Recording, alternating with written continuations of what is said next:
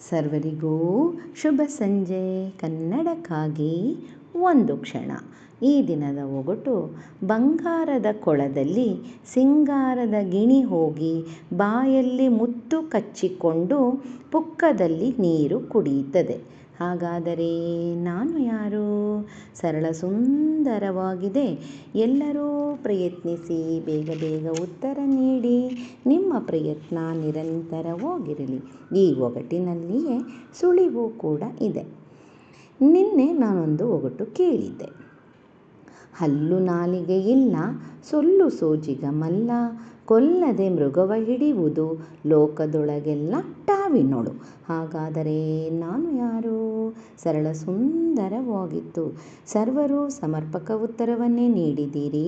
ನಿಮ್ಮ ಪ್ರಯತ್ನ ನಿರಂತರವಾಗಿರಲಿ. ಈ ಒಗಟಿನಲ್ಲಿಯೂ ಕೂಡ ಸುಳಿವು ಇತ್ತು. ನಿನ್ನೆಯ ಒಗಟಿನ ಉತ್ತರ ಬಲೆ. ಬಲೆ ಹಾಕಿ ಮೃಗ ಹಿಡಿಯುವುದು, ಬಲೆ ಹಾಕಿ ಮೀನು ಹಿಡಿಯುವುದು.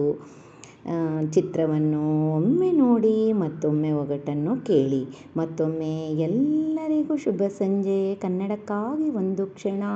ನಿಮ್ಮೊಂದಿಗೆ ಶ್ರೀ.